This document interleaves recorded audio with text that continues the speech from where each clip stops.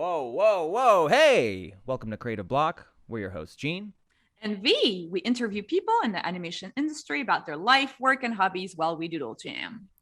We asked people on Twitter if they had specific topics they want us to discuss, as well as some drawing prompts. And today with us, we have Elizabeth Ito. Hey! Hello!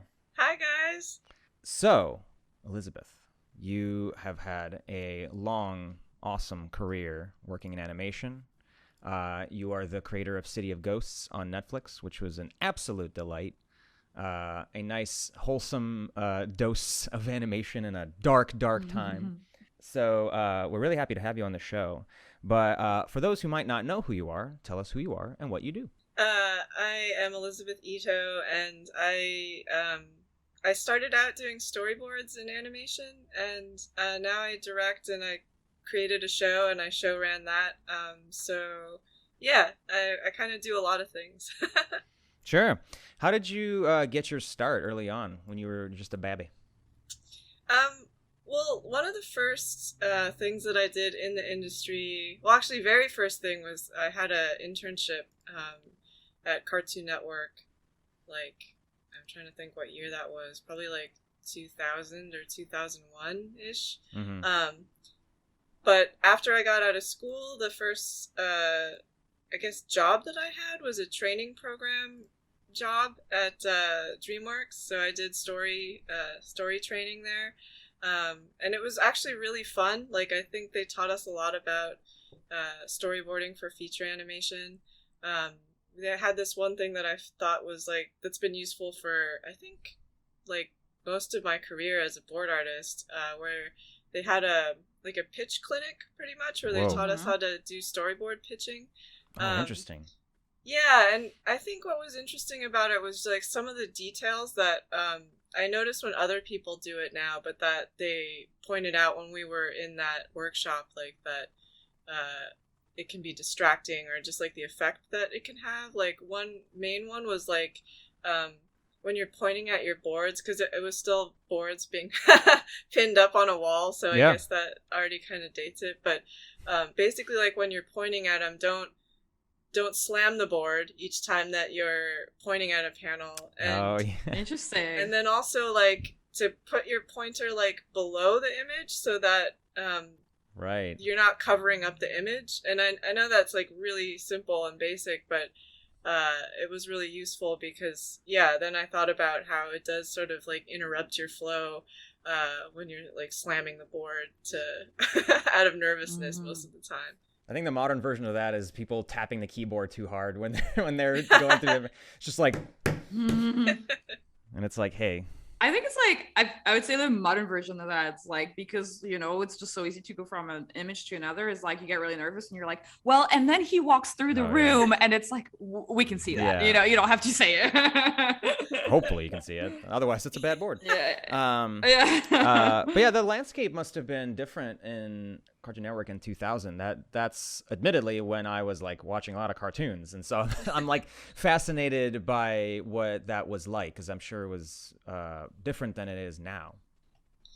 Yeah, I mean, the main difference is that there was just so much still done on paper. Right. I think now, like, if you needed animation paper, it wouldn't be as easy to get it, and to get the pencils even. I don't even actually know if they make the same colors of Col-Erase pencils that they used to, because it's just sort of like not very many people, or as many people, use them. Yeah. I think, like, for me it was different than it would be now, because I think for the most part when I've seen people have internships, those aren't even really the same as what I experienced. Like, I kind of worked on a show and didn't necessarily like wrap up my experience by like pitching an idea. It was sort of just like right. like a really standard internship, like really like helping out with the typical stuff that you imagine as an intern, like photocopying things, or being in meetings, and yeah. Yeah, they're definitely trying harder these days to make it more like engaging, and there's internships have a bad reputation, I think. So it's like they're definitely trying. Yeah. But like I don't know. Besides that, I'm trying to think about how it was different. But like, there's just so many like small differences that add up to like such a different place. Like just as a person that draws and does art, just like, I don't really know if anybody had Cintiqs there at the time when I was interning, and now it would be rare for you to ask for like a regular desk where you could sketch. Yeah, no kidding. Would you kind of tell us a little bit about what school you went to, what college was like for you, and kind of like what was your road to kind of go like finding this path into animation a little bit? Yeah, I wasn't really interested in, or I didn't know that I was interested in animation as a career until I went to this summer program that they have in California called CISA, which stands for California State Summer School for the Arts. And it's like a high school thing where you submitted an application, and they had different different themes or what focuses that you could have. So like they had a theater program, and they had music and dance, and animation was one of the options. And I applied to it because like all of my other high school friends were going to do stuff. Like some of them were going to summers abroad or just like doing other things. So I thought, well, I should find something to do also. And I saw this application on my art teacher's door, and so I filled it out, and I applied for animation because it wasn't something that they taught at my high school. And I just thought, well, I should like take advantage of doing something. I know I like to draw, so maybe I'll try for this thing. And then after I went to that, I was like, oh, this is the art form. Like this is the thing that's mine. Like I need to find a way to do this, because like kind of up until then, my parents knew that I was interested in doing like a career in art, but I didn't have like a direction for that. Like it wasn't like, I guess in my head it was like maybe advertising, but I remember my dad being like, oh, do you like getting fired a lot or something like that? I was like, not really. Like, is there a way? Yeah, oddly enough, yeah, definitely correct. But yeah, and then I found this, and to be honest, I think at the time I thought, oh, I'm so late in finding this out. Like, because I think through going to CISA, I found like, oh, the way that you get into animation is you go to this school that we're having it at Cal Arts, and the way that you get into this specific character animation program is like you have to be really good at life drawing. And I was not very good at life drawing. I didn't really do that. So I tried to start doing that, but it kind of felt like cramming for something that other people had already been studying for a while. So yeah. So then also my parents weren't super into me going like to art school just as like the first thing that I did. So it was a little bit of a struggle, both ways. And then like I tried to get in, and I actually didn't get into Cal Arts the first 2 times that I tried, and I ended up getting into UCLA, which is still a very very good school. I remember getting into an argument with my dad about like, well, what if I just went to community college, because like that would be cheaper, and and then I could do animation. And I think after I got into UCLA, he was kind of like, I think you should take that opportunity, because that's a pretty good one. So like I went there to study English first, like English lit and like poetry and stuff like that. And then that's cool. Yeah, and I actually, looked into their animation and film school, which was really decent, but it was really hard to like take part in that in their curriculum, because it was a graduate program mostly. So like if you tried to do it as an undergrad, it was like a lot on top of the stuff you were already studying. And also I kind of felt like I wanted to know really strong technique, like really technical stuff, and I didn't feel like their program was quite as like thorough as the one at Cal Arts. So I was still going to UCLA, and then I managed to get into Cal Arts, I think my third year being there, and then I ended up going to Cal Arts, and I think like I felt kind of grateful that I went there after having a lot of undergrad stuff out of the way, so that I could really Sure. just focus on animation. And yeah, I don't know, like it was while I was at school, I think more of my influence to become an animator came from kind of like an experimental side of animation, because I felt like I think like just a freedom of like, if you don't know how to draw, like that's not what animation is all about. Like it's also about like timing, and it's about movement of objects, and yeah, and film. And so like I kind of like always had that in my mind. So I mean, CalArts kind of has different groups of people that are interested in different things. Like there's definitely people that are better at kind of life drawing. There are people that are definitely have the goal of going to like a Pixar or a Disney or a DreamWorks once they get out Right. of school. And then there's some people that you don't know what they want to do, or it's like Cartoon Network. Like I think Cartoon Network also had a definitely different vibe than like sort of more Disney leaning folks. Mm-hmm. What is some of the stuff that influenced you? Like, because you're talking about doing experimental animation, and what are some of those influences on you? Like, what is there any specific animated films, or even just like short films that you really liked growing up? I think like experimental wise, because of CISA, like there were a lot of experimental animation TAs that taught us. They showed us, I remember they showed us like Norman McLaren's scratching on film stuff. Mm-hmm. And I thought it was really cool how like you could do that technique, and like it almost didn't have to be intentionally set to a beat, but once you played it with music, it kind of went to anything like that you wanted it to.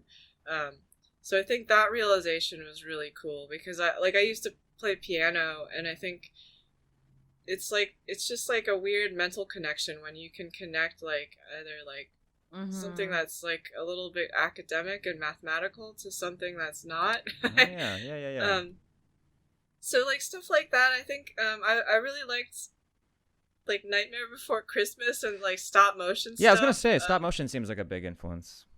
Yeah, I don't know. I think it's just like it was just this feeling of amazement. Like my family had a really close friend who worked for Disney. She was more like in their tech department, but she would sometimes invite me to like screenings that they would have of whatever, like whatever film they were making. Like I think one time we saw like The Rescuers Down Under as a screening. Oh wow. Yeah.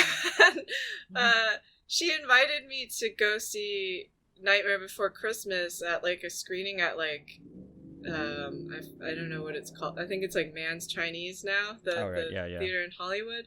And I remember she told my parents like just so you know though, it's like it's a little different than like most Disney films. Is a little darker, and I didn't really know what that meant, but like I was just like so enamored by it, like to just like I don't know, like imagine how they did that. I think like one early influence was obviously like Creature Comforts. I think I've talked about that a lot all the time. And I think just seeing people make like essentially objects come to life, but your brain never thinks of it as an object. Like I talked about this once with a friend about like Muppets, where at some point I thought about the fact that like it's just a person's hand inside of a foam thing that has fur on it, and it's never been that in my head when I see it. Like it's alive and it's a character, and there's just something like so incredible about that. Yeah. They're actors. They exist in our world. Sometimes they make movies. Yeah. Yeah. There's definitely a magic to that. That's something that I heard somebody say recently, that like animation is a magic trick. And it's like, yeah, I guess it is, huh? Like, it's just like you show images in sequence and somehow it works. Yeah. We're skipping around a little bit, but how did you use the internship at CN to kind of transition into your first professional gig? Before we go into that question, Oh, sure. How did you get the internship at Cartoon Network? Oh, yeah. I think it was because, like, at the end of every school year, CalArts has like a job fair, and it's like, it used to be, I think it still is, like a really emotional time for the students, because you pretty much put your portfolio, or back then you'd put your portfolio out on a table, and like with like resumes or something, and like at that point I think it was like separated by school year, and also maybe by like sometimes they'd also have TV stands where you could put like your reel so that people could watch it. So I think it was at one of those, and then like basically like industry people come and walk through to check out people's portfolios, and then at the end of it they'd put up a bulletin board that had each studio or rep or whatever who was there, there would be like a list up that would have a list of people that they wanted to talk to, like a pretty much like an interview. And then so the second half of job fair day was like you would go check this callback list and then see if like, oh, I like this, I'm meeting this studio rep at this time. It's really emotional because like obviously not everybody gets a callback, right. And like some people are also really hopeful to get their name on a certain list. Like they might get on somebody else's list, but that's not the one they wanted. So like at this particular job fair, I got onto the Cartoon Network list, and I think like, yeah, it was a weird feeling because there were some people where I felt like it was like her, you know, like why not me kind of feeling. But yeah, so I guess that's how I got it. Hey, I mean that's good. Yeah, that sounds so high pressure. Yeah, and it's like right when you're like finishing up your film at school, so the timing of it, exhausted. Yeah, you're like exhausted. You're just like emotional because you just finished this thing that you've been working on, and then on top of that, now you kind of have to like see if you can get a job. Like, yeah, there's a weird amount of pressure. I mean, especially now that I am older and I have hindsight, it's kind of crazy how much pressure there is on what is essentially children to be like, go, you gotta get your first job, you gotta like figure out your whole career. Like it's an insane amount of pressure, and when you look back, it's like, man, I spent 10 years figuring out what I actually want. I'm still changing. It's changing every year, and so it's wild. That's it's maybe a little unfair even to put that much of a burden on kids coming out of college, you know. Yeah. But yeah, I mean, they have the energy to deal with it, I guess. So that's hustle while you can, I guess. Yeah. But yeah, how did you get your gig from there? Well, like I still had like 2 more years of school. Oh, okay. So that was an earlier one. Okay. Yeah. So it was, I don't know, like it was such a, I heard somebody say something like the other day that it's not, you shouldn't chalk your success up to just luck, because some of it's like, right, you're in the right place at the right moment for you to like receive that thing, but like it doesn't necessarily mean it was just because it was lucky. Like you built up reasons why. So like a lot of the things I feel like that have happened in my career felt like that. Like I think like my 3rd year at CalArts, I had considered just leaving to try to find a job because it's really expensive to go there. And the faculty in the department kind of gave me a really generous scholarship and kind of just said, we value you a lot and we think you could learn a lot by like just staying like through till the end. And so like I wouldn't have made Welcome to My Life as a short in school if I hadn't been given that opportunity to stay one more year. And like that idea, I think it just ended up being like, first it felt like the most like me and the most unlike anybody else of the films that I had made when I was there. It was definitely the most personal. I think it was like the first one I made where like when I finished it and when I was like just like I think it just hit the word credits, and I just felt like these feelings about it, like just kind of like it's not exactly satisfied. It's almost like you're happy and sad at the same time. Like it's a weird feeling.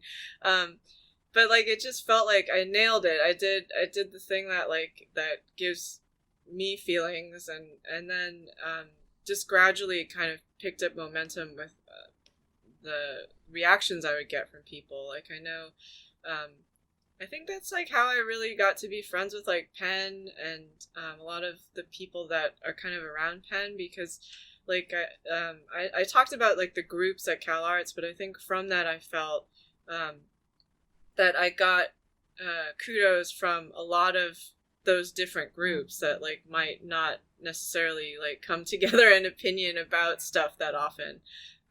So that felt really special. And then I think after that, it was like just getting a lot of random interest from like industry people. Like I think I was also up for possibly getting a Pixar internship, but at that point, their internship program was a lot different. Like they only offered animation internships, and I think there were only like 2. So it was like, and that's not like just for Cal Arts kids. It was sort of like whoever, you know, like if I think they had some classes at like Academy of Art College or something like that, where they had sort of a relationship with them where people got internships from there. But like, yeah, I mean, I think it was like a surprise to me that I got the DreamWorks gig at first, because I just was pretty sure I wasn't gonna get it. It was like a Shrek story test. I think I had to FedEx like these panels in. I remember thinking like I kind of felt like I had rushed it, like I had done it at the last minute, and I was just like, I don't even know if this is funny. I don't know if this is what they were looking for.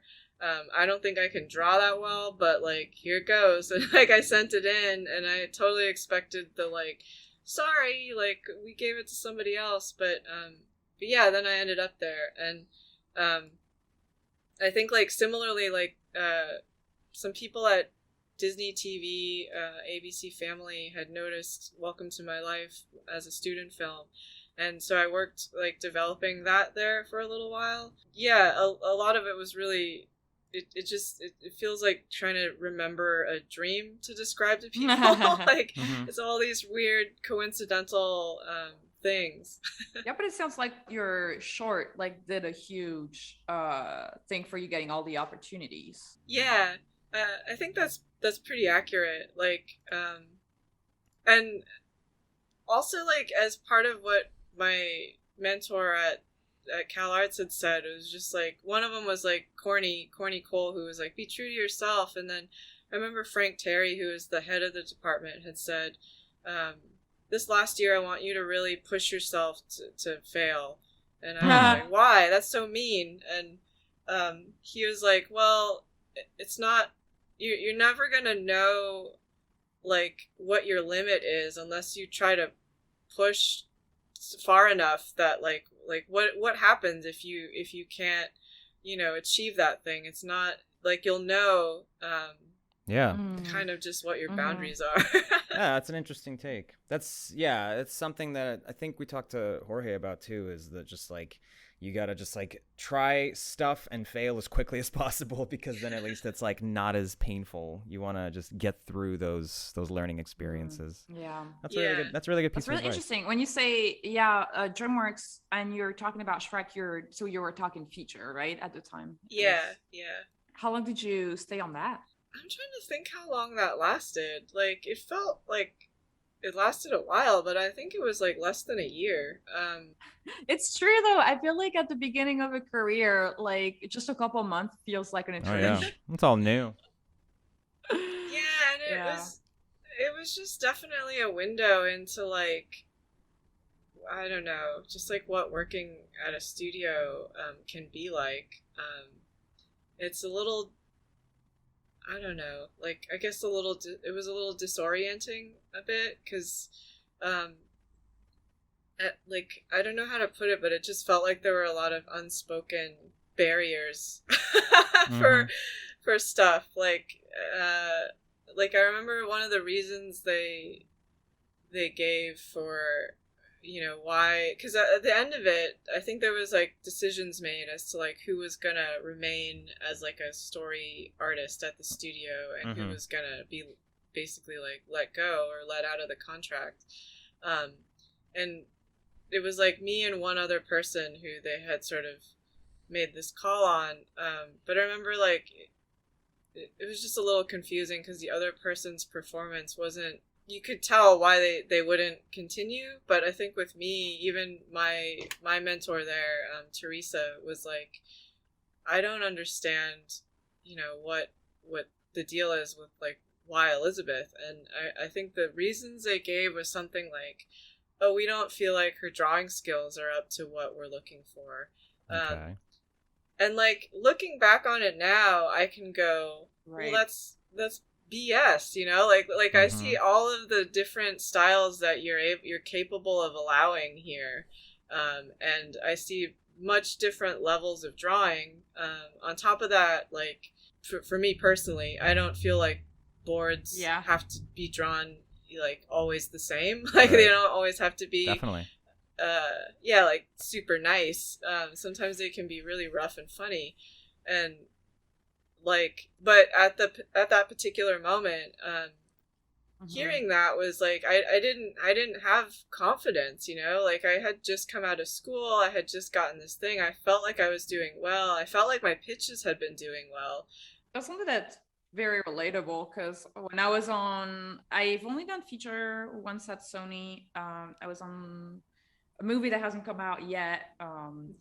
And okay, it's really bizarre because what you're saying is so true. It's you're going through the motions, you're doing what you think you're expected to do. You like because people ask you like give your opinions or like do this thing, pitch that way, and you do it and people laugh during the pitches and then all of a sudden it's like well actually sorry and it's like what what happened there and I think you're right it's like there is some kind of a like like a bunch of unspoken rules that nobody ever teach you and that you kind of have to know.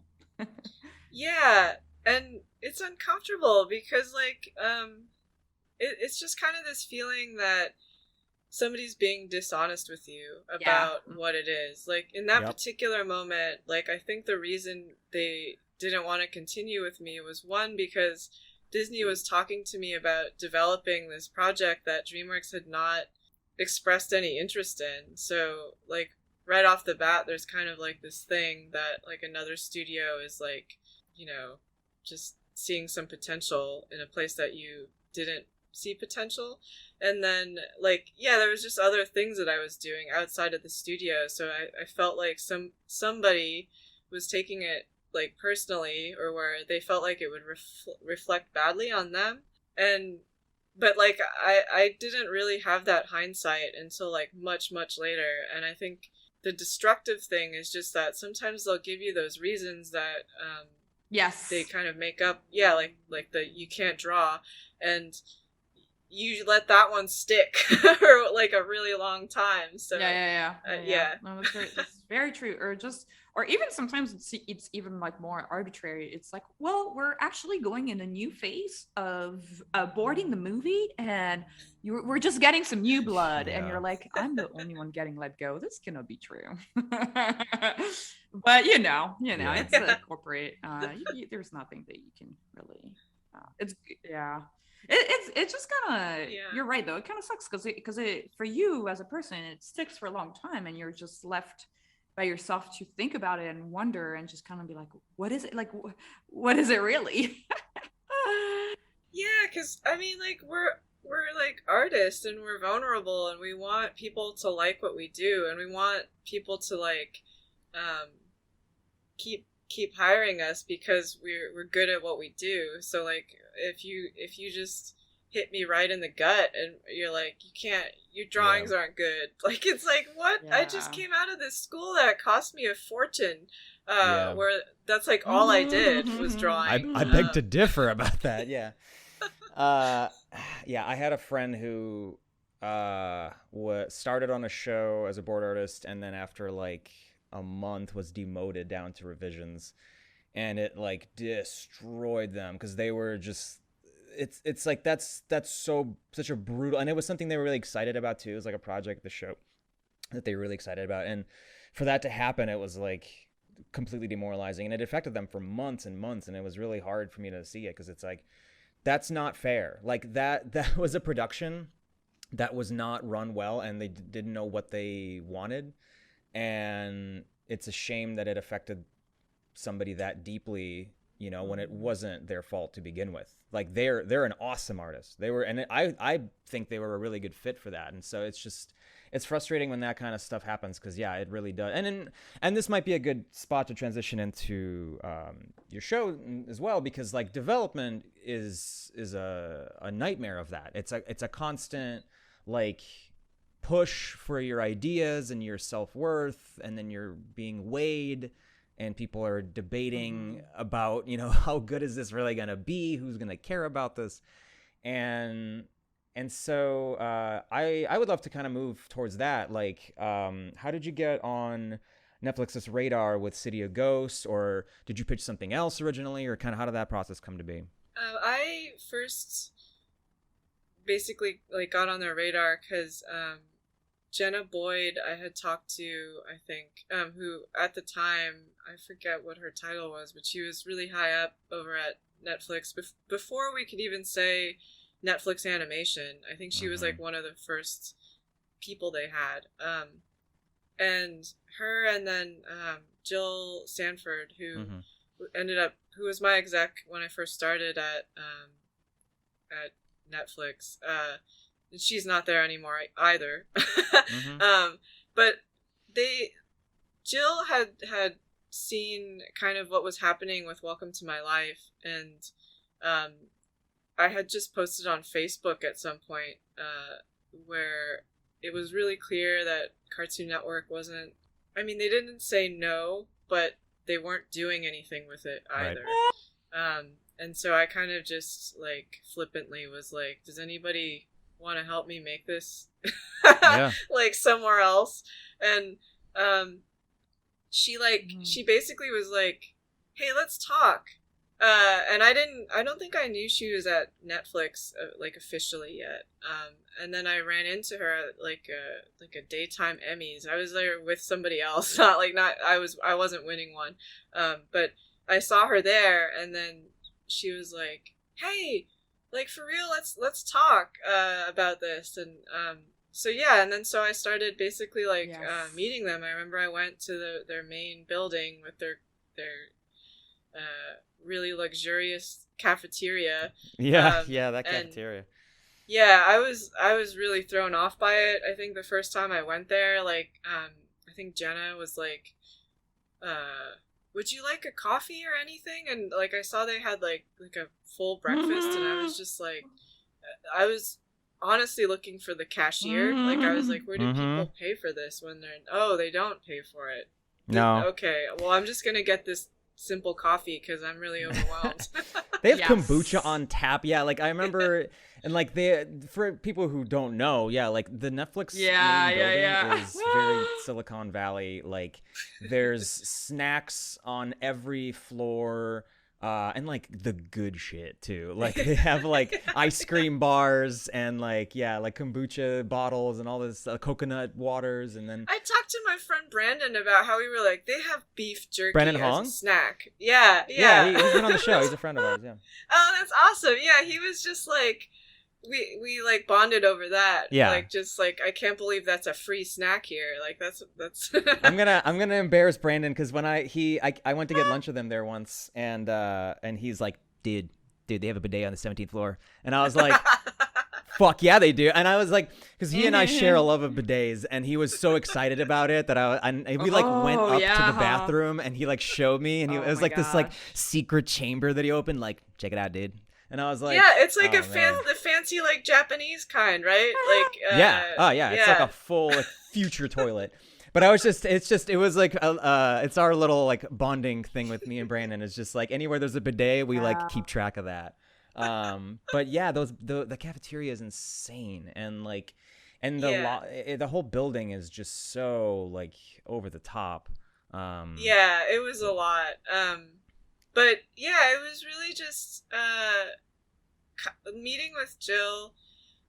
Initially, I think I thought I would be able to make Welcome to My Life as a series there, but it was like a little tied up still at Cartoon Network. And I don't know what the deal was, but I don't think Netflix wanted to deal with the hassle of it. So it was sort of like, well, do you have any other ideas? And like I had this really basic concept for like a show about ghosts and VR and stuff like that. And I was like, well, maybe I have another idea. I gotta like flesh it out a little bit. And I think like just starting to think about the way that just a lot of stuff that I've been reading about like cities in LA and how they're changing and how they're becoming really gentrified. But like on top of that, just like this fascination that I have with like kind of like architectural oddities or things that feel like they were left behind when everything else around it is modernized.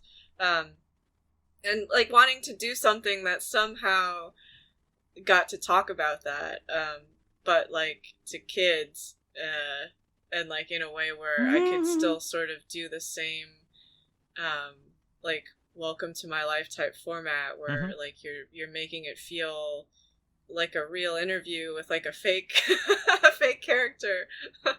Was there an inspiration for that? Because it is something, and people asked about that on Twitter. We'll bring it up maybe later, but it does seem like that's a style that you really lean towards, this sort of like mockumentary, documentary kind of thing.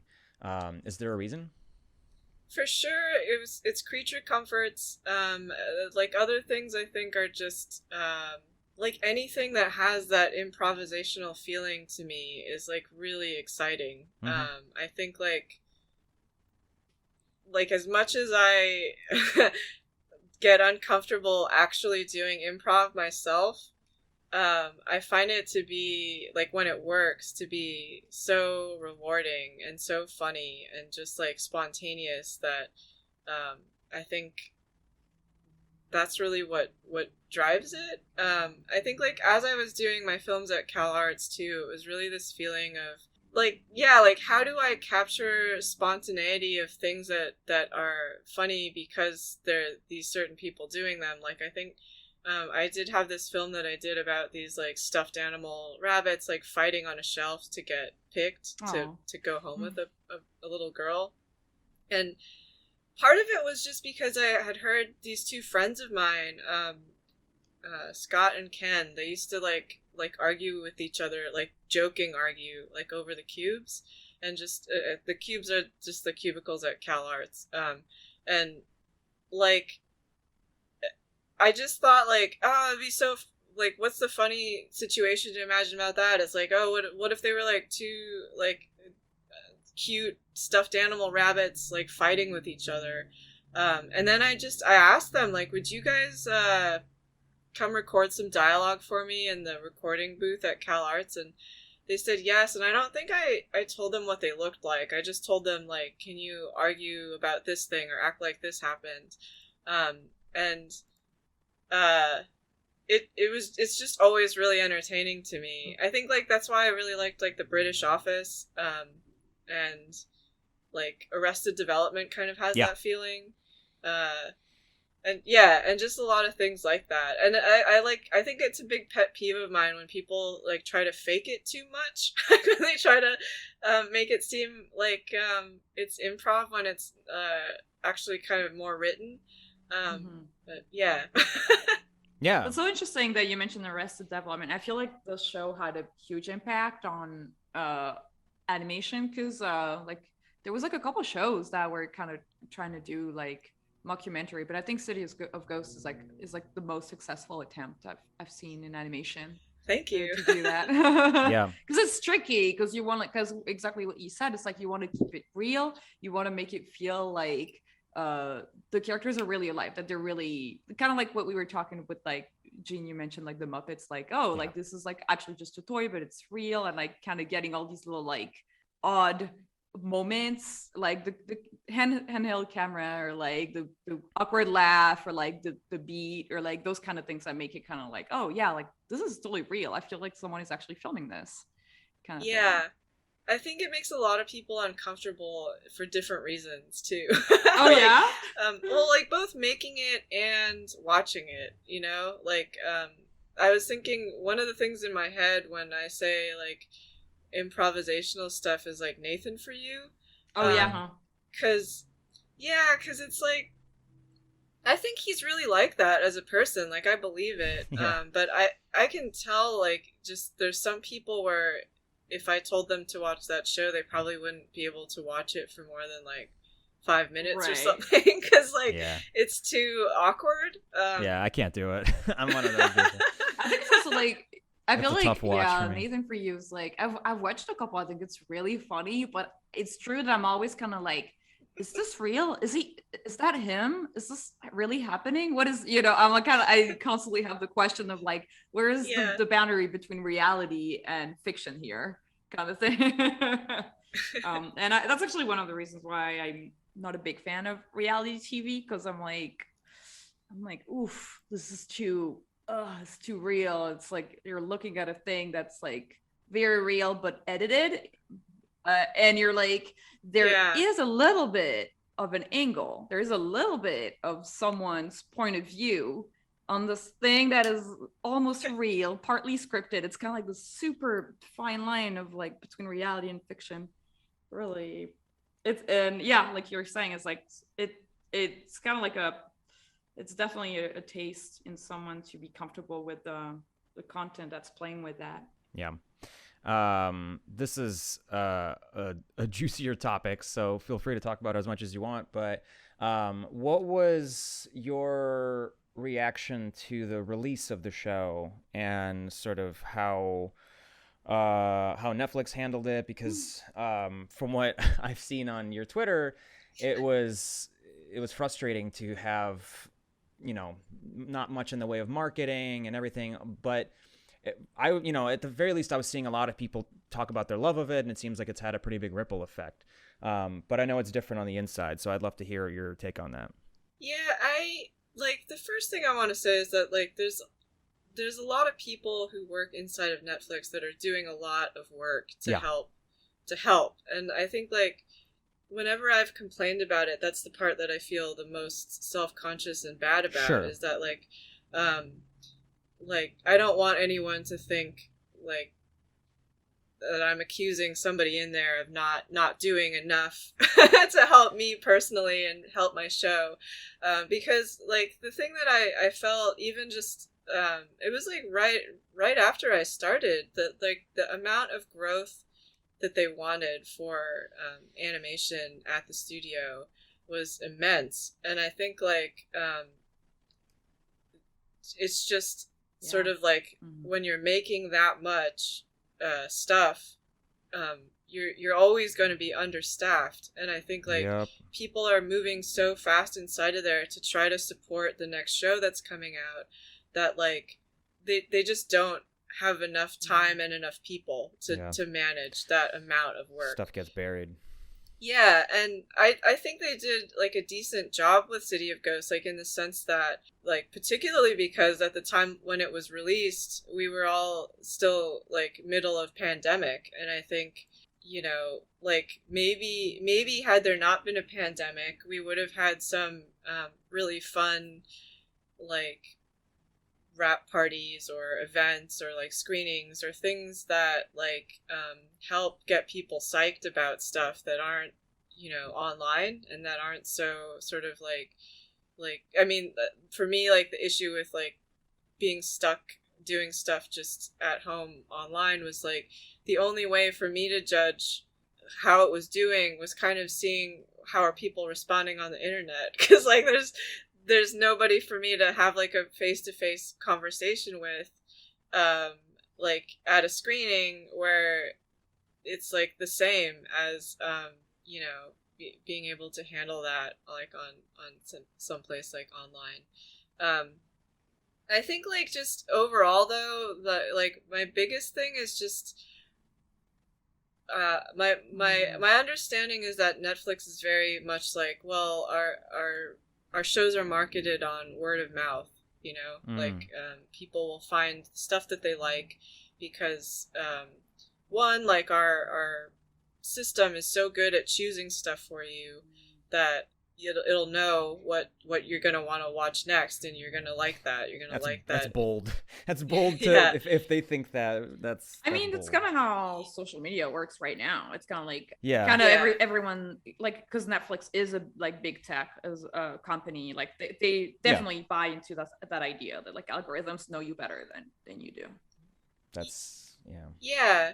And I think like when you're talking about adult content, like I don't mean like, you know, sexy adult content, Right. but like just like I just like, I think for like most of their live action stuff, which I feel like is more adult leaning, it's like that even makes sense for that, the word of mouth thing, you know, like that people will talk to each other about it, that they'll click on it because there's other things they've watched that are like that. But I don't fundamentally think that works the same for animated kids content, like at least here, because there's just so many other things that other studios have proven work to like get people to watch things that you as a studio are supporting and want them to watch. Like there's a lot of effort that goes into that. Like I would say that's one of the things that I actually like learned at DreamWorks at the beginning was like we would go to these like monthlies where there was one that they did, I think around the time like Shark Tale was gonna come out, where they showed us like all of the ways that they were marketing Shark Tale, like all of the things they were sending out to press, like all of the things that they would have like in grocery stores or in toy stores, or just things that gets people to know about it. And I don't think that's different for someplace like Netflix. I think if they really want to like champion shows or to like give some people a boost where it's like worthwhile to do it, that they could do the same type of approach for marketing it. I just I don't know. I guess that's just their choice to to maybe not do that quite as much. I guess it's like, yeah, it's an odd choice. It's like yeah. I mean, it's funny when you mentioned grocery stores, because I remember like when Minions like was coming out or whatever, like I remember all of my friends being like, I'm so sick of Minions, they're on TP, like I've seen them all over. And it is like, the thing is doing like a quick kind of like couple clicks on Google, kind of looking at budgets and stuff, like it's true that the kind of like the marketing strategy at like Illumination it's like they're really about marketing, but then how many properties do they have coming out? So I think they can kind of like afford to just kind of like spend half of the budget. Yeah, that's also crazy, right? It's like, oh, sometimes more than half of the budget goes into marketing, and you're just, oh my god. Yeah, that's like saturation. Yeah, that's always the thing. But yeah, it's yeah. Yeah, I mean, it works. If it doesn't matter. It doesn't matter like whether or not any of us like it. It's imprinting it on people's brains, right? So it's like marketing is awareness, and the weird reliance on the algorithm is bizarre to me, because it's still not really proven. Like it doesn't really work. Like there's stuff that I'm interested in, and when I open up Netflix, I don't see it anywhere. And so I'm like, well, that's a misfire. You clearly don't know what I like. You clearly don't know what I would be interested in. It was hard for me to find City of Ghosts when it first came out. And I watched. I know, yeah. And it's like, it's like your account. And so it's like, I think this isn't working well, guys, because I think this should be much easier. I think if you've watched any animation, it should be top thing for the day, for you. Like, this is a new show that came out. I think it's just really interesting that you mentioned that, because I have heard from a couple of people that if something is too niche, they're like, it's less likely to gather interest because there's less things like it that exist. So it makes it harder for the algorithm to link it to other things.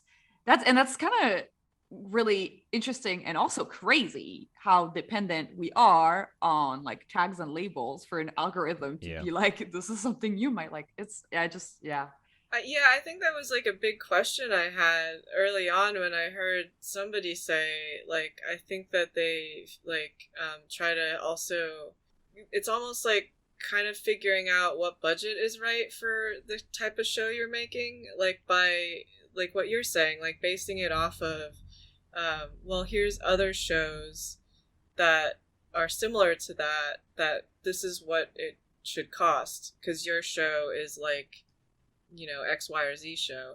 But I had the same question that's raised by, like, that you just raised, where it's like, but like, if you're telling me you want me to come in and make something, like, we're like, the goal is to build a studio, like one that's never existed before, like do all the good things that we wanted a studio to be here, and make different kinds of shows, because this is a place where we like value all kinds of stories, as many different kinds of stories as we can get. But like when you do that, it's like, how are you making it so that a computer knows how to make a decision on something that's never been made before? Like, right. If like, and I don't think there's a good answer to that. I don't think they found one. So I think also that's why, I mean, for me personally, it just feels like their focus has shifted to not necessarily doing that thing of like, we want like this whole spectrum of stories. It's more now like, we want a pretty specific thing that gets a lot of people to watch it. That's kind of I feel like it's kind of like, when they were like really brand new, it's like, we don't really have a plan, so anything goes. And then it's like, well, now we do have a corporate kind of like agenda, I guess. Sure. Everything ends up funneling back into the same cable model. It's like, and ultimately everything is just the safe bet and lowest common denominator, and I think it's simple. It's like dating shows. I don't know. It's really interesting. Everything's dating shows now. That you're mentioning that, because I don't really think so much that it's like, it's a slightly different approach. It's not so much that it's exactly like cable, because cable was like, you had to have such a specific brand, right? Like you had to be super one note. Like Netflix can afford to be maybe like 10 notes unless of like one note, you know what I'm saying? But it has to stay in the boxes that will help the computer, if that makes sense. So it's like similar but a little bit different. I don't know. I'm just kind of rapping, freestyling. No, I think my point is more so that, like, you look at, and Elizabeth, you can talk about this because you were there, but like Cartoon Network in the late 90s, early 2000s, they had a lot of interesting stuff. Like they were taking risks, and Nickelodeon in the 90s were too. And that's where all these shows that everyone grew up, or at least millennials, I don't know, we grew up with all these shows that are like iconic, and now they're just constantly being rebooted and brought back. But like it's eventually those cable channels have distilled down what works, and in CN's case, it's like baby shows. Like, well, it's not baby shows, but it's like that sort of like bridge kind of thing. They've like, this makes money, let's make more of that. Nickelodeon, it's like, this makes money, let's make more of that, whatever it is. I don't even know what it is. But and I worry that the same thing's going to happen with Netflix, where as time goes on, yeah, they tried all these different things. Yeah, they gave these opportunities, but now we're seeing it happen. From at least my perspective, I would love to hear your take on it, Elizabeth, but it's like, it's trial and error, but the outcome ends up being just, well, what's the thing that will get the most people watching? And it's usually not anything that's that creative or interesting. It's usually stuff that's like predictable and IP and et cetera, et cetera. I mean, I'm not really sure. Like, there's one big question I have for most studios, which is like, wondering if they think, like I do, that maybe it's not really good to judge what future things we're going to make off of what people decided to watch a lot of during pandemic. Right. I feel like everybody, at least for me, like for the most part, they kind of retreated to things that were really comfortable, because we all really needed comfort. So we were kind of like looking back at things that like gave us that, like that were kind of nostalgic. And then just sometimes watching, you know, like things that we might not normally be into because it did sort of fulfill a certain thing that, you know, like a de-stressing thing. I think like my big thing is just that I don't mind if places, like with Cartoon Network, for instance, I think like there was a point where somebody pointed out to me that, you know, like the thing that we're really looking to, it's not necessarily replaced, but like eventually it is replaced. Like it was like, well, we have Ben 10 and that's really popular. Right. And we need something that keeps those viewers watching Cartoon Network. So the next thing that we're looking for would have to be something that manages to keep that same audience. And so like, to me, that made it make sense, like why you keep saying you're looking for shows for boys, like boys, you know, right, 6 to 11 years old, like that's who watches that show. So that's why you want that next show to replace that. Like you already have these other people watching like Adventure Time or watching Steven Universe and stuff like that, and you don't need to replace those yet. So like obviously, you know, you're not as eager for that. But I think in that case, I was glad somebody was upfront with me, generally speaking, like, because I would rather it's just like, I know why you're doing it and what you're after, and it makes business sense to me. And then I don't have to think like, well, I mean, like, I guess boldly I could say, right. Well, then I don't have to waste my time pitching you my elaborate idea of something that I want to do that you're never going to buy because like, it's just not, like you're not doing that. And I think like for me, that's a large part of what's the frustrating part about Netflix for me now is just sort of like I came there, I think a lot of people got a certain idea of what they're open to making or what kind of place they are, not just because I went there, but because like a handful of people went there at the very beginning where they were like, oh wow, look, like Elizabeth Ito's there, Megan Dong's there, Matt Lazel's there, like they're making these really creative shows, like that must be the place to go to make stuff that's outside of the box, that's like really, you know, just trying something new. For me personally, I think it shifted, that mentality shifted a bit from the things that me and that first group of people were allowed to create, but it was never really acknowledged. So I think that's the difficult part, is like I don't know why some studios can't be just a little bit more open about saying like, well, that was a different time. I mean, not that long ago, but still, like in tech years, it's like a really long time ago. But we're not really after that now. We're after this other thing that like isn't quite as open in that way. Right. Mm-hmm. Yeah, that makes a lot of sense. I feel like, yeah, it's, you know, it's corporate talk also. Like maybe they, you know, it's that thing of like kind of wanting to let people down easier. Also, like they don't want to miss out on opportunity by like, you know, closing any doors by saying like, well, we're actually doing this new thing now, right? Yeah. That would make sense. It's weird though, because they won't. I mean, like I just felt like in a lot of meetings, it's like they kind of make it really vague, so it makes you feel like really uncomfortable, like kind of just like I think before the show even came out with City of Ghosts, I remember thinking there's a correct timeline for if we wanted to make more of this, and we're not wrapped yet, but in my head I was like, I know how shows usually operate, and if a company wants more, they could conceivably just even ask you to write some more episodes. At like, it's like, for them, it's not very much money, I don't think, to get that kind of thing done. I remember like kind of asking about it and just being given really like, well, we don't think that's like possible to make that kind of arrangement yet, because we really have to see how it does. Oh, yeah. It's too late. Yeah, and it's very vague, and it's like, to me, just gave me the feeling like, oh, like, you're already kind of saying no, like, you're already downvoting that idea, and I don't know why, and you're not telling me why, you're just kind of like leaving it like that. So, but yeah, it felt very like, I wish you would give me a little bit more information, or just give it to me straight, that it's like, you don't think this kind of programming could work, or it wasn't even that, but I don't know.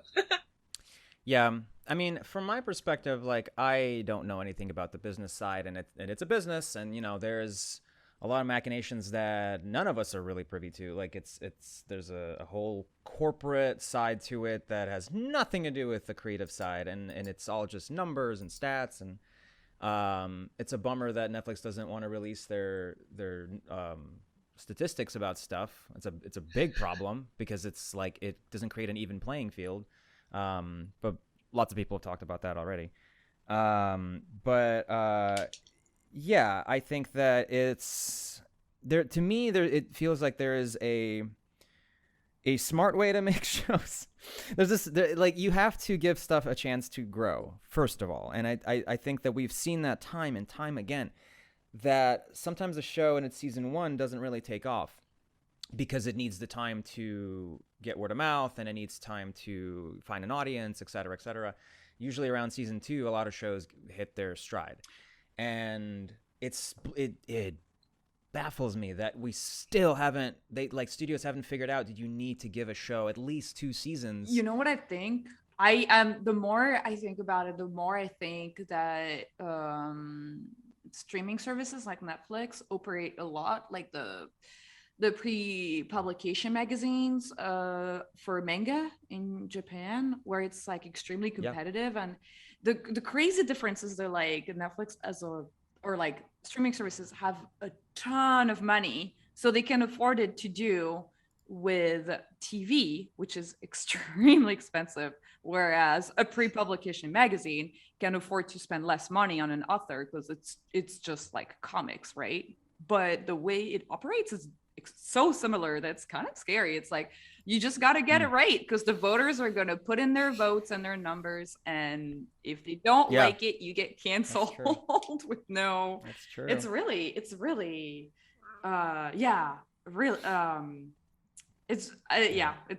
kind of like a. I learned about that in Bakuman. And the whole ratings thing. Yeah, it's wild. It's really crazy. Yeah. Because then you don't have the time. You don't have the time for your first season to develop into a second season. Because now that way it works is like, no, you got to get it right away. That's insane. It's just so difficult to. It's basically impossible to do that, because it does end up being luck and timing, and nobody has control over that, including the network. So it's a wild thing to bank on. We like to ask our guests how they deal with creative block and what it kind of feels like for you. I mean, like, every single time that I've sort of faced a block, it always feels like a new like a new experience. It's like, interesting. It's like having to figure out, where am I at, like, what's stressing me out, and like, just how do I get myself out of it? And I guess I'm just saying it's a new experience, because I felt like I mean, I keep talking about pandemic, but it's like, it was like a big deal for me. I think because there was just a lot of things that I had to kind of personally realize that I need in order to do certain kinds of work. Sometimes it's like just needing to have like solitary space, and that was like a really, like, I didn't have a lot of that during pandemic because I have like 2 kids. My husband runs his own studio, and he was also here trying to do his job while, you know, our kids were in school on Zoom. One of them was in school on Zoom. The other one, like, sometimes we'd have my family come over to help out, and then sometimes we wouldn't have that. Like, at the very beginning of pandemic, we definitely didn't have that. So a lot of that just led to me, like, not really having the same blocks of time to work that I'm used to having, where I could concentrate and where I wasn't sort of like always half paying attention to like other people around me. And I think just like getting to this place where I was like, oh no, I'm depressed. And then so that's like always like a major block, like if I'm just not feeling good. So yeah, I think like creative block reached new levels during pandemic. I think once I started to kind of unravel it, like one part was just, I think, like checking in with other people and hearing other people say, you have to be okay with like not being 100%, like, or not accomplishing 100% of what you used to do. Like, it's like now we're all at like maximum is 75% is like a great day. So there was that, and I think, yeah, like a lot of it was like even if I just think about the beginning of Netflix, like when I was trying to work on my idea, the first type of office they had us go into was like open office. Like, we're gonna have you guys all sit in the same area, like no offices, whatever. And like really quickly I was like, this is not no one wants that. Yeah. I mean, you know, like I've seen a couple people that I know where I feel like it is actually good for them. Like they love socializing, they love having that openness, and they're not uncomfortable with like people seeing them draw or like do like a like I don't know, just I don't know what that's like. I can't relate to that. That is a hard no for me. Yeah, so I think like that made me kind of go, okay. And then I like asked, I think Phil Rinda, I asked like, can we rethink this whole open office thing? Because I'm not feeling it, like, and I'm feeling really like I can't do anything. Like I have to leave to go to like a coffee shop or something. Yeah. So then eventually they changed that situation, but they instead gave us kind of like these offices that were all like, they had like a glass door and a glass front. So it felt like somebody was saying it's like we're in Westworld. Or yeah. Like, it's like a zoo. Yeah. And that too, like, I think it was just like me having to realize like I really need to be alone. Like I need like privacy. I need to have my desk where somebody's not gonna like sneak up on me. Yeah. All of these things. So I think a lot of recognition of that. Some of it was like a lot of people say, like figuring out like mental health stuff, like having a therapist that I can talk to when there's like tough things that you're dealing with, or like figuring out why you react certain ways to things. He actually helped a lot with like just kind of like after my show came out, like a lot of the emotions that I was feeling about what I'm like kind of looking for in who I work with and the attitude that I like. And some of the things that he's pointed out were like you're dealing with a tough situation because like you're like a minority and you're a woman and you're an innovator, right? And with each of those things it's a challenge, but then when you have them all together, it's like extra challenge. And I was like, yeah, that's totally true. And it kind of made me feel better, because it's something that like I'd never really thought about or talked to somebody in depth like that about it. Yeah, and then and just kind of like realizing like, oh, the things that are really important to me are just like trust and respect. And so like, you know, wherever I can go where I feel that from whoever, you know, whatever exec I'm working with, then that's like gold. You know, that's like the best things that I could have. So Yeah. Yeah. No, I get that. It is a lot. Yeah, just I cannot imagine how difficult that must be, because it's really hard to be taken seriously by anybody, and it just feels like it's like a stacked deck. But the fact that you managed to get to the point you are now is incredibly impressive and hopefully inspiring to a lot of people. And that's why we try to talk to a lot of different types of people, different points in their journey too, because that's just like, that was our mission statement, is just like how we want to show how hard it is, but also how achievable it is. But we should probably dig into some Twitter questions, because I want to ask you just like really fast. Do you feel like your short time at UCLA studying English has helped you putting together pitches? yeah, I mean, I think it helped me in general with a lot of like just expressing myself through writing. I think like studying literature first like does help give you just like this really broad grasp of like how people tell stories, I think, and just that, you know, like I guess ultimately it's sort of like with animation, at least I've found a lot of people have, you know, the tips on screenwriting or how to make a certain character a certain way, and like you get into like really cliche territory like really fast, I feel like, that way. Right.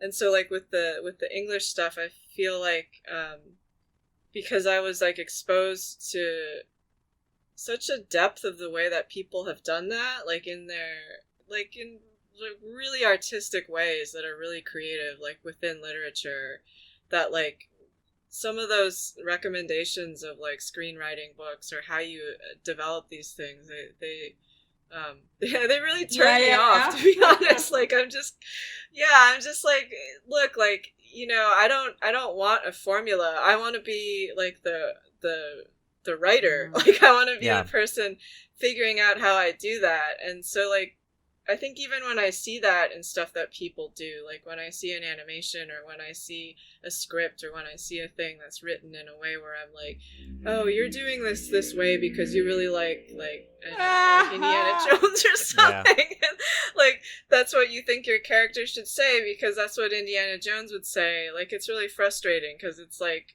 there's like so many ways that you can use what you have to make it something more exciting, even when you're just writing it. There's sort of a programming that we go through, like just through watching media, where we get conditioned to these like archetypes and tropes and the hero's journey, et cetera, et cetera. And it can be helpful, but I have found that like the more that I deviate from it, the more I can actually find something interesting in my own voice, you know.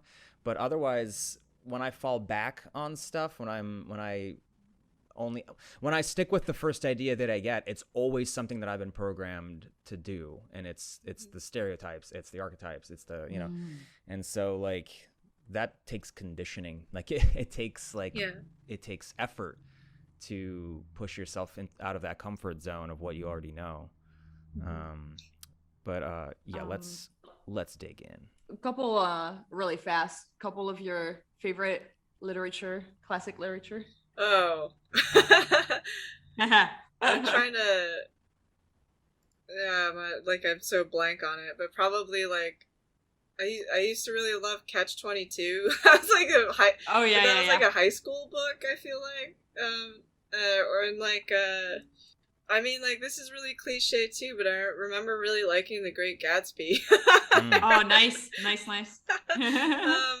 Like, I have he has a problematic past, but I really like Roald Dahl's storytelling. Mm-hmm. I think that had like a huge influence on me in general, just because like I think it's the way that like Harry Potter probably influenced a certain generation. Like Roald Dahl had a similar influence on me, where it was something that was like darker storytelling.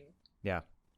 But it was for kids, you know, like we still read it. So like, yeah, I think that's always been like why a lot of the movies didn't do as much for me. I mean, like the best one that I like is like obviously like Charlie and the Chocolate Factory, like the old one.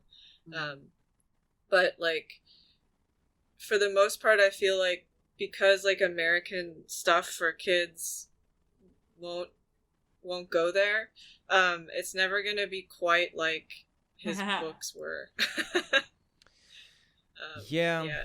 Kids love dark stuff. Like, yeah, I sure did, and I wish that more media would embrace it instead of hiding from it, because I think that the deeper themes in like those kinds of works help teach kids how to cope with stuff and process emotions better, and because like the world sucks, you know, like we all know it, but so it's like it's better to brace kids for that than to try to hide it from them. That's not good. That creates a weird stunted growth, and I don't know. I love it. I wish there was more kids horror too. Like oh yeah. It's we grew up on like Courage the Cowardly Dog, and a lot of those cartoons back then were just unsettling, and so it's like it helps, I think. Yeah. V, is there anything else you wanted to ask, or should we dig into Twitter? Yeah, questions now. Okay, God. At Starsman Art asked, if you could interview a real ghost, who would you interview? I read that and I was like, oh, there's like a similar thing where I'm like, there's too many and I'm going to forget the one that I wanted to say probably if by the end of this. I think, I don't know, like Jim Henson. Like, okay, yeah. Him or like, I mean, I really miss Anthony Bourdain, so like I would love to meet his ghost and like show him my show. And, like ask him if he liked it. I bet he'd love it. I hope so. I think so, yeah. But yeah, those are two, I guess. Yeah. On that note, from at Zilla733, how do you decide which locations to cover when you were working on City of Ghosts? We figured it out by having a huge sort of like chart where we figured out like just like what our possibilities were, what things would happen in those neighborhoods, like who lives there, what are some like, you know, issues going on there.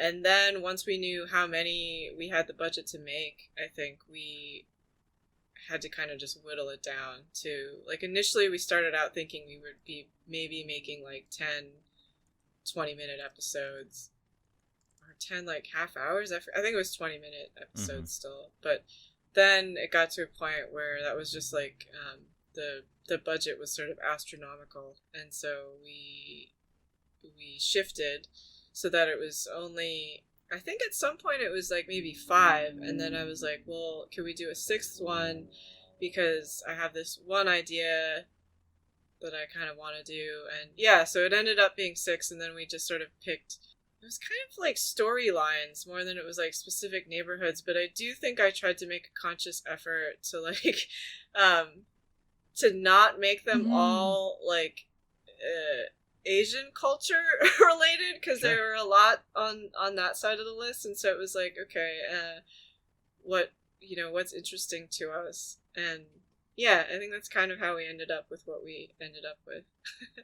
Yeah, it was really informational. I mean, there's a lot of stuff that I didn't know about, and now I do. Like, I honestly just didn't know about Tongva, and like now I do, and I learned a lot about the indigenous people of LA. I mean, actually, it was the same for me. Like, I didn't know that much about them. I didn't know as much about Oaxacans in Koreatown. Like, I didn't know anything about that. And yeah, I think I felt like it's almost like that thing where like it was worth it to be uncomfortable, but I definitely had moments of like a little bit terrified of like, this is not a world that I know, and I definitely don't want to like get canceled and mess it up. Yeah. It is a risk, but I think it was handled with grace and it with honesty. That's all you can really do is just be honest. Let's see. At Flippy Super asked, how are you able to create realistic human interaction with animated characters? Do you let the voice actors do improv, or is everything scripted in your work? Some of it is scripted, like a lot of the kids' dialogue was scripted, but only to the extent where a person, like, one, feels comfortable saying the thing, and like two, that it sort of comes out naturally. Like if somebody started to get stuck, like kids and adults both, like on something that we wanted them to say, we would usually try to get like alternate takes so that it was just like more them than what we like imagined maybe. Yeah, so I think like some of it was like it was a little of both. That makes sense. At Cash asked, how would you compare your experiences working on your own projects to working on others? Are there advantages or disadvantages to either of them, and which do you prefer?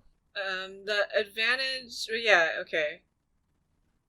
I think it is so different working on somebody else's project versus like your own. That said, like I think City of Ghosts and Welcome to My Life are very like extraordinarily uniquely me. Yeah. Like where it's not like I made up everything about these worlds, so it's like that the ability to kind of like not be precious about certain things was difficult, like like really difficult for me, in a way that like I think when I'm working on somebody else's stuff, like including just stuff where it's not even like the director's thing, like for Astro Boy, you know, like it didn't really bother me one way or the other if somebody's making a choice that they want something to happen a different way. Like, I mean, it bothers you in the sense that, like, oh, I have to redo that thing now, or, sure. Oh, I like that version of it that I did. I thought it was funny. I thought it worked. And I don't necessarily think this version is better, but it's definitely easier to sort of be like, but my job is to do what that person wants in this instance, or what they think is better.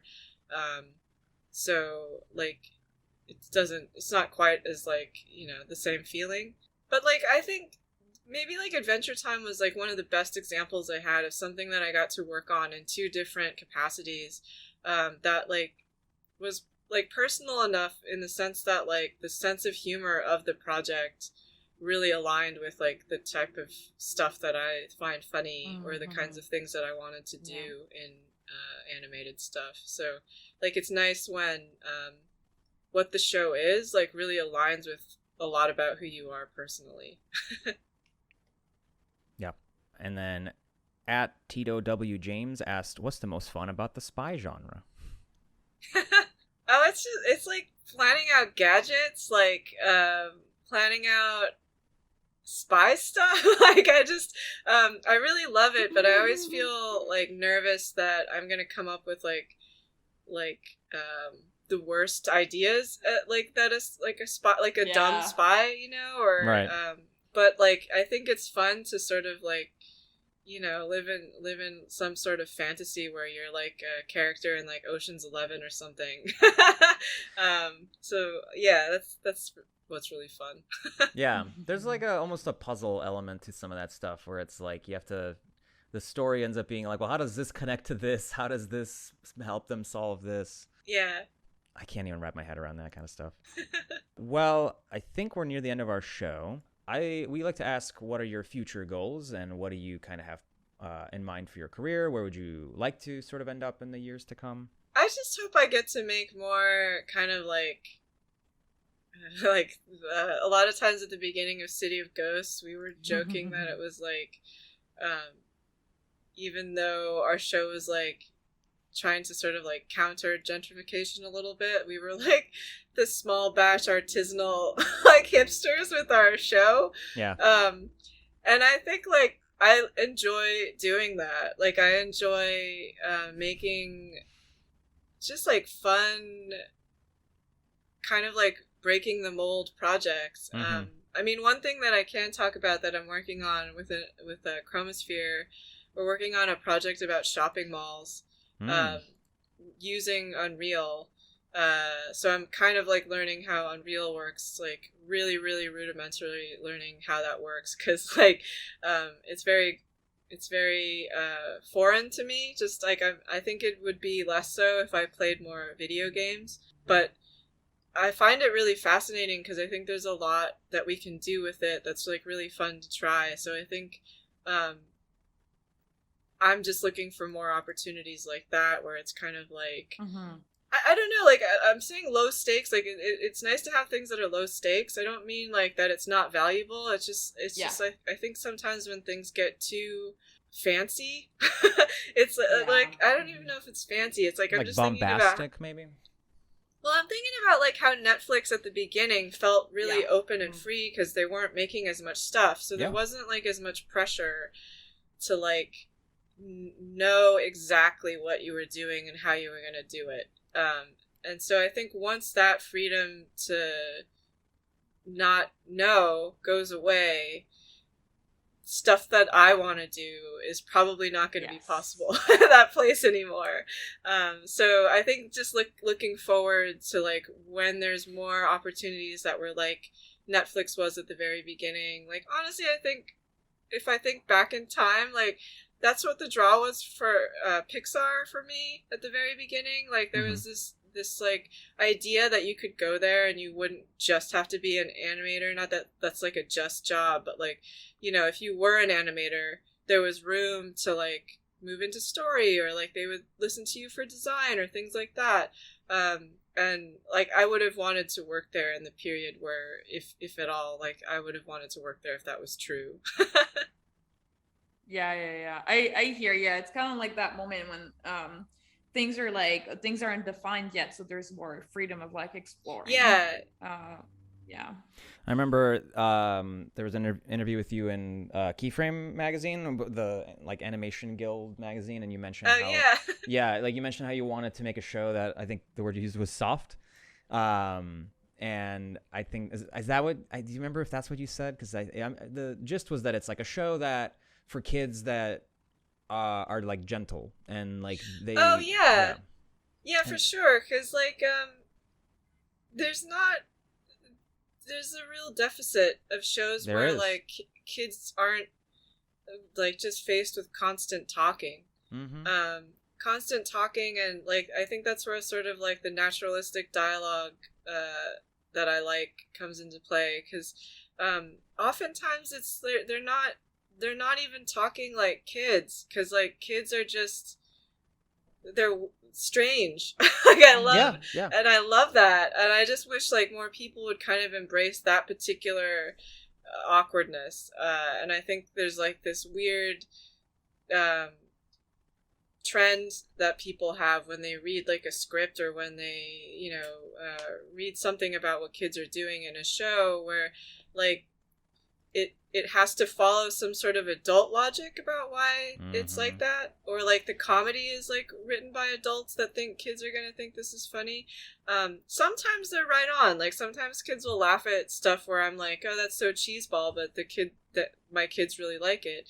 But other times, like, they won't even hear the joke or something, where you're like kind of confused as to like why somebody wrote that joke for a kid. But no, it's true. I think it's something I think about a lot too, is like I think kids are they're I don't know, they're not, because like since they can't make decisions for themselves just yet, adults feel like they can just push a lot of decisions on the kids, and that kind of englobes the content they should like. And it's kind of like, we can do, I don't know, there's like this like area that you can plug content or expectations or things into. Yeah. Yeah. My kids also got really sensitive. I mean, or not got, they just were born sensitive. Where Yeah. like we were like trying to watch just like sometimes Pixar movies, or like I think forget like what I put on, but there were just things where they would say it would hit like like My Neighbor Totoro. There was Yeah. some part where I tried to play that for them, and it just hits a part where it gets obviously dark and a little bit scary, Yeah. and then Yeah. their immediate reaction was kind of like, "Oh, I don't like this. I want to turn it off." And so I think I was just thinking there's like some content like that for grown-ups, but like I wish there was more stuff like that where you don't necessarily have to deal with the typical kind of conflict, but just like for kids where they could watch it kind of like informationally, and it's not necessarily like Sesame Street, but it's not like a grown-up travel show either. Yeah, there's so many different colors to use when making TV, and especially for kids. And yeah, I want to wrap it up by saying that I think it's great that you did something different and something that is for a different audience. But there's nothing about it that's like challenging in a good way. Like it's just a show that is about like local culture and like embracing it, and it's a really cute, endearing show. And I'm in my 30s and I really enjoyed it, but I feel Thank like you. yeah, but I feel like kids need that kind of stuff too. It's like it's a little warm hug of a show, and that's great. Well, that's the end of this Creative Block. Thanks to Elizabeth for being our guest and sharing her story. And thanks to your listeners. Follow us on Twitter. It's at Creative Block, creative without the vowels, where we ask for drawing prompts and questions to ask your guests. Huge thanks to my sister Clemens for editing the podcast. If you love our show, then support us on Patreon. Becoming a patron gets you early access to interviews as well as bonus episodes. Click the link in the description of this episode. I've been your host, Gene. And I was V. Keep being creative, and we'll see you next week. Bye. Bye. Bye.